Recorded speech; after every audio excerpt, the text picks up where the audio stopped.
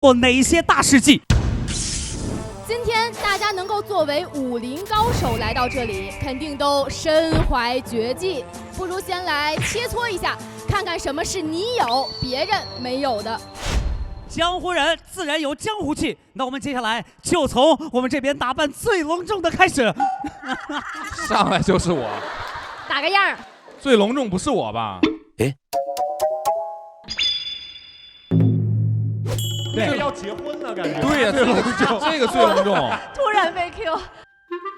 来，木鱼。行，那我就分享一个我小时候骑着自行车掉进了荷花池3次。掉进了荷花池3次。等一下，怎么可能掉进去3次？还是不同天你掉进去，还是同一天？不同天哦，不同天。谁有类似的经历？谁有不服气的地方？有没有？我这么说的话，你是掉进荷花池，而我掉的是沼泽。沼泽是那种湖面上面是绿色浮萍，对，我以为是草地，然后结果你就走下去了，哎，我就进去了。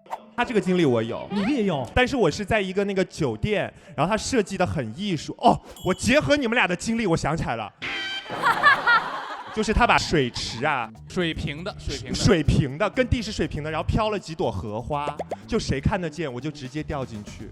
关键服务员就来了，我就觉得太丢人了，我就假装没看见，我说这里好美，然后起来浑身湿透。你下次再掉进去的时候，记得把什么洗头膏什么的都带好。哎，是个好的建议。既然说有人也提出质疑了，当然你的这个经历别人没有掉进相同的荷花池，主要他掉了3次。对啊，掉1次可以理解。是啊，好，下一位。我要说了这个，基本上我们就赢了啊！最好是哦，这么自信。我拍戏的时候直接牙就掉了，直接喷在现场。拍戏的时候把自己的牙都磕掉了吗？不是磕掉了，是其实我以前小时候磕掉的我的门牙，它是假的。然后拍戏的时候它松动了，但其实那个时候就刚好在拍的时候它就掉了。就是上一场戏我的牙还在，然后下一场戏是下个镜头的时候牙就没了。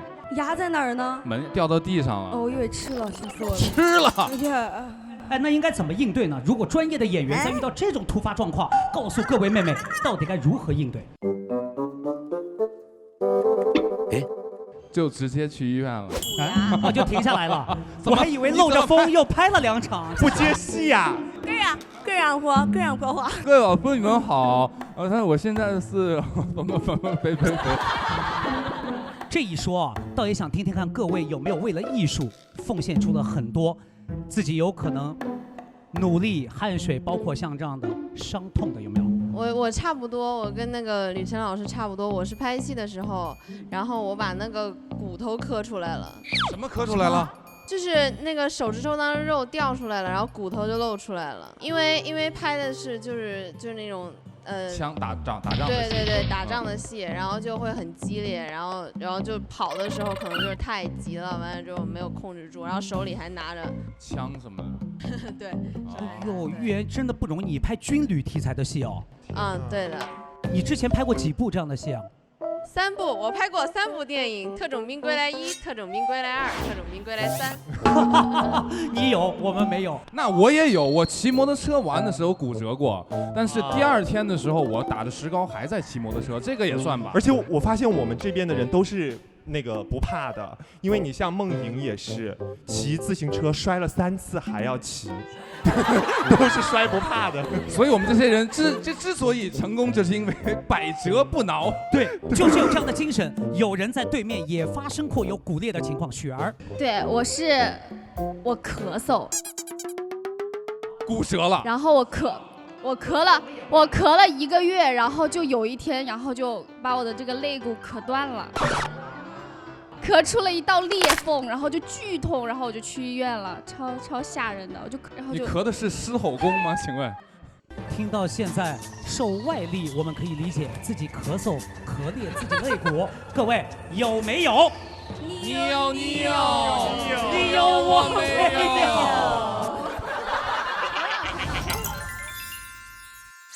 告诉大家，我会盲摸扑克牌，你们谁会？这个你就厉害了。我才不信，我信你个鬼！但是没有扑克牌也就不摸了啊。有，谁说有？我看导演他们说有。真的有。只是做个梗而已。那个老师拿一下扑克牌。来，我要展示。对，我也想看他展示。这样我这样，真哥，你要是摸出来了，真的。来这样，如果一定要来的话，那我就一定要用首先意念一下。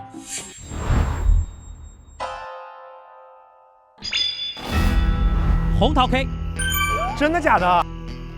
红桃 Q， 黑桃3。What？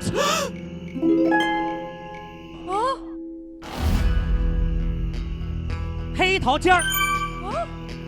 小鬼。等一下，我给你抽张。对，哎呀，一旦有别的侠女碰过以后，就破了我的功，就没法再说了。这张牌是，你来告诉大家，